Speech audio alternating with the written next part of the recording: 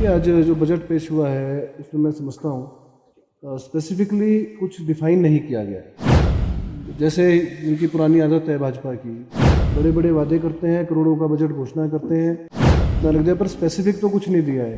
अगर आप हिमाचल की बात करेंगे, अब रूरल डेवलपमेंट की बात करेंगे, 1.6 लाख करोड़ रुपीस बजट में रखे गए हैं, और किस चीज़ के लिए रखे गए हैं ये डिफाइंड नहीं है।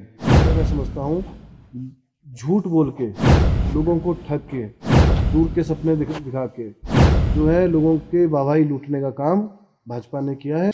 भारतीय संसद में आज वित्त मंत्री निर्मला सीतारमण ने आम बजट 2023 पेश किया और इसको लेकर अब तमाम नेताओं और राजनीतिक दलों की ओर से विभिन्न प्रतिक्रिया भी सामने आ रही है। हिमाचल प्रदेश सरकार में ग्रामीण विकास और पंचायती राज मंत्री अनिरुद्ध सिंह ने भी अपनी प्रतिक्रिया देते हुए इस आम बजट को पूरी तरह से निराशाजनक बताया है। पंचायती राज मंत्री अनिरुद्ध सिंह का कहना है कि बजट में कुछ भी पूरी तरह से स्पष्ट नहीं किया गया है। आज जब निर्मला सीतारमण देश का आम बजट पेश करने संसद पहुंची तो आम जनता की उम्मीद भरी नजर भी वित्त मंत्री पर ही थी, मगर कांग्रेस नेता और प्रदेश सरकार में पंचायती राज मंत्री अनिरुद्ध सिंह ने बजट को लेकर भाजपा पर हमला बोला है। अनिरुद्ध सिंह का कहना है कि भाजपा की पुरानी आदत है, वो बजट को बड़ा दिखाने की कोशिश करते हैं, लेकिन बजट में कुछ भी स्पष्ट नहीं किया गया है। अनिरुद्ध सिंह ने हिमाचल प्रदेश के लिए प्रस्तावित 64 हाईवे को लेकर भी केंद्र सरकार पर निशाना साधा है और बजट में कोई प्रावधान न करने का आरोप लगाया है। उन्होंने कृषि के क्षेत्र में पेश किए गए बजट पर भी सवालिया निशाना खड़े करते हुए कहा कि कृषि के क्षेत्र में रोजगार देने की बात की गई थी, मगर कैसे रोजगार पैदा किया जाएगा इसको लेकर भी कोई स्पष्टीकरण नहीं दिया गया है। वहीं रेलवे के लिए बड़े बजट की घोषणा होती है, मगर हम अभी तक 1 इंच भी रेलवे लाइन नहीं बना पाए हैं और साफ तौर पर अनिरुद्ध सिंह ने बजट को अस्पष्ट और निराशाजनक करार दिया है। सब सेक्टर में बूस्ट देखिए, आज जो बजट पेश हुआ है उसमें मैं समझता हूँ स्पेसिफिकली कुछ डिफाइन नहीं किया गया है। जैसे इनकी पुरानी आदत है भाजपा की, बड़े बड़े वादे करते हैं, करोड़ों का बजट घोषणा करते हैं, इतना लग जाए पर स्पेसिफिक तो कुछ नहीं दिया है। अगर आप हिमाचल की बात करेंगे, अब रूरल डेवलपमेंट की बात करेंगे, 1 करोड़ 1.6 लाख करोड़ रुपीस बजट में रखे गए हैं, पर किस चीज़ के लिए रखे गए हैं ये डिफाइंड नहीं है।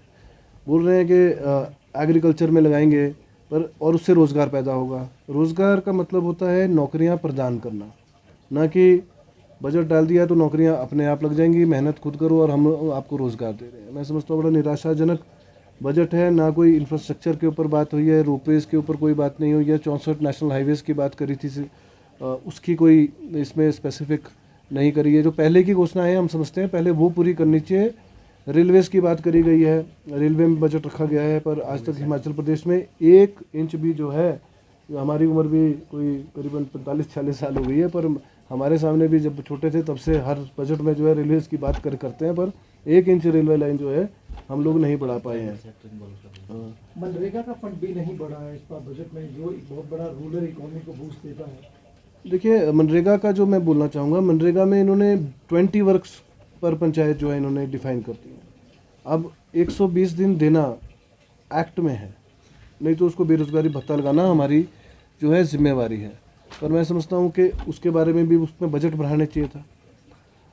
आज बोलते हैं दुनिया में 5वीं सबसे बड़ी अर्थव्यवस्था है, तब हमारे डॉलर का रेट क्यों बढ़ रहा है, ये एक सवाल है। अभी अदानी के जो है आप समझो हज़ारों करोड़ रुपए जो है वो डूब गए हैं, लोगों के पैसे डूबे हैं। आज तक LIC घाटे में कभी नहीं गई थी। आज 18,000 करोड़ रुपए घाटे में 3 दिन के अंदर जो है 18,000 करोड़ रुपए लोगों के जो है जिन्होंने LIC पे विश्वास करके लगाए थे वो डूब गए हैं। वो कौन जवाब देगा, उस चीज़ की कोई बात नहीं कर रहा है। आगे जो है मैं समझता हूँ झूठ बोल के, लोगों को ठग के, दूर के सपने दिखा के जो है लोगों के वाहवाही लूटने का काम भाजपा ने किया है, और फील्ड में लेकिन कोई मैं नहीं समझता कुछ प्रैक्टिकल वर्क करता। हिमाचल प्रदेश में अमूमन बजट बढ़ाया है तो रोज़गार आप कैसे बढ़ाएंगे? बजट कुछ ना कुछ इनको स्पेसिफिक देना चाहिए। स्मार्ट सिटी जैसे दी थी, तो इसको रूरल एरियाज़ के लिए भी कोई ना कोई प्रावधान करना चाहिए। जो चीज़ देते हैं सिटीज़ के लिए देते हैं, पर ग्रामीण क्षेत्रों के लोगों को नज़रअंदाज किया जाता है पूरे देश में। वहीं केंद्रीय बजट में 7 लाख रुपए तक की सालाना आय पर टैक्स की छूट को लेकर हर्षवर्धन चौहान ने कहा कि इस छूट से देश का एक छोटा वर्ग लाभान्वित होगा। इसका असर आम आदमी की जिंदगी पर नहीं दिखाई देगा। ऐसे में सरकार को समाज के बड़े वर्ग को ध्यान में रखकर बजट पेश करना चाहिए था। उन्होंने कहा कि साल 2024 के लोकसभा चुनाव से पहले जनता को इस बजट से कई उम्मीदें थी, लेकिन उम्मीदों पर पानी फिर गया है। माननीय केंद्रीय फाइनेंस मिनिस्टर जी ने बजट पार्लियामेंट में पेश किया है। मैंने वो सुना है, वो जो है बहुत निराशजनक बजट है। हिंदुस्तान की जनता बहुत सारी उम्मीदें लगाए हुए थे, क्योंकि अगले साल पार्लियामेंट का भी चुनाव है कि भाई ये बहुत सारी कैटेगरीज़ को राहत प्रदान करेंगे, मगर उनकी जो उम्मीदें हैं उस पर जो है पानी फिरा है। और विशेष करके जो ग्रामीण क्षेत्र है, चाहे हॉर्टिकल्चर है, चाहे एग्रीकल्चर है, उस क्षेत्र के लिए भी जो है इस बजट में कोई विशेष प्रावधान या कोई इंसेंटिव्स जो है या राहत नहीं दी गई है। थोड़ा सा हल्का सा इनकम टैक्स का स्लैब जो है वो 5 लाख से जो है वो 7 लाख पे किया गया है। वो एक बहुत सीमित सेक्टर है, बहुत सीमित लोग हैं जिनको कि इसका लाभ होगा, बाकी औरों को तो नहीं होने वाला है।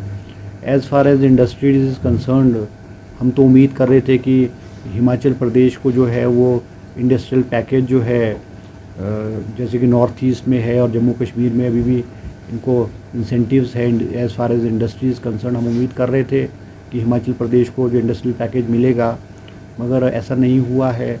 और रेलवेज़ के बारे में भी जो है हमें उम्मीद थी कि भी रेलवेज़ की जो हमारी रेलवे लाइन है, चाहे बद्दी बरोटी वाला है, चाहे ऊना अम्बाली रोड वो है, और पौंटा यमुनानगर पौंटा वाली जो है नई रेलवे लाइन है के बारे में कुछ प्रावधान किया जाएगा, मगर उसमें बजट का प्रोविजन नहीं, हिमाचल प्रदेश के लिए कुछ भी नहीं किया गया है। और एयर कनेक्टिविटी के लिए भी जो है वो कुछ नहीं किया गया है। अभी हमारे मुख्यमंत्री जी ने हेलीपोर्ट्स हिमाचल प्रदेश में बनाने के लिए जो है वो स्टार्ट किए हैं, उसमें भी कोई राहत नहीं दी गई है। तो हिमाचल प्रदेश के लिए जो है ये केंद्रीय बजट जो है निराशाजनक है, और इसमें जो कुछ भी हिमाचल प्रदेश के लिए नहीं है। केंद्रीय बजट आया उसमें हिमाचल प्रदेश की अनदेखी हुई है, चाहे टूरिज़्म सेक्टर है, चाहे ट्रांसपोर्ट सेक्टर है, चाहे इंडस्ट्रियल सेक्टर है। हम लोगों ने बहुत उम्मीद लगाई थी कि भाई हिमाचल प्रदेश को राहत मिलेगी on pattern of north east, वो नहीं हुआ है। मुख्यमंत्री जी ने भी प्रधानमंत्री जी से कुछ समय पहले बात की थी और बहुत सारे इश्यूज़ जो है प्रधानमंत्री जी के समक्ष रखे थे, और हम उम्मीद कर रहे थे जिस तरह से मोदी जी का हिमाचल प्रदेश दूसरा घर है, हमें उम्मीद थी कि हिमाचल प्रदेश को कोई स्पेशल जो है दिया जाएगा, मगर उस पर कुछ भी नहीं हुआ है। शिमला से नीरज डोगरा की रिपोर्ट।